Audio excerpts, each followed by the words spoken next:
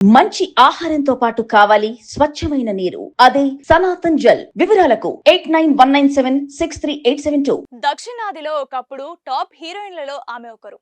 తెలుగులో అత్యధిక చిత్రాల్లో నటించి తనకంటూ మంచి గుర్తింపు తెచ్చుకుంది.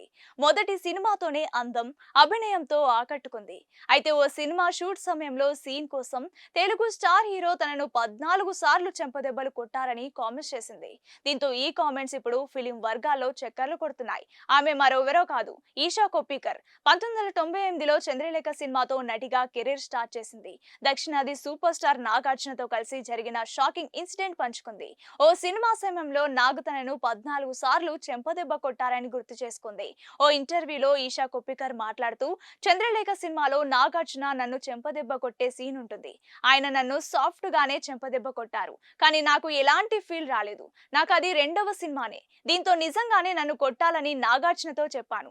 ఆయన కొట్టలేనని చెప్పారు, కానీ నేను సహజమైన యాక్టింగ్ రావాలంటే కొట్టాలని చెప్పాను. చాలా సార్లు టేక్స్ తీసుకున్న తర్వాత చివరకు ఒక్క సీన్ కోసం ఆయన దాదాపు 14 సార్లు చెంపదెబ్బలు కొట్టాల్సి వచ్చింది. ఆ సమయంలో నా చెంపపై గుర్తులు అలాగే కనిపించాయి. దీంతో నాకు నాగార్జున సారీ చెప్పారంటూ ఆ క్షణాలను గుర్తు చేసుకుంది. చంద్రలేఖ సినిమాలో ఈషా కొప్పికర్ కథానాయికగా కనిపించింది. డైరెక్టర్ కృష్ణవంశీ తెరకెక్కించిన ఈ సినిమాలో రమ్యకృష్ణ, మురళీమోహన్, చంద్రమోహన్, గిరిబాబు, తనికెళ్ల భరణి ముఖ్య పాత్రలు పోషించారు. చాలా కాలం సినిమాలకు దూరంగా ఉన్న ఈషా కొప్పికర్ ఇటీవలే అయలాన్ సినిమాతో రీ ఎంట్రీ ఇచ్చింది. ఇక ఈషా తన కెరీర్ లో 50కు పైగా సినిమాల్లో నటించింది. ఈ ముద్దుగుమ్మ హిందీ, తమిళంతో పాటు తెలుగు చిత్రాల్లోనూ ఆమె తన ప్రత్యేకతను చాటుకున్నారు. తెలుగులో చివరిగా 2017లో నిఖిల్ నటించిన కేశవ చిత్రంలో కనిపించారు. ప్రస్తుతం ఆమె పలు వెబ్ సిరీస్లలో నటిస్తూ బిజీగా ఉంది. అది మ్యాటర్.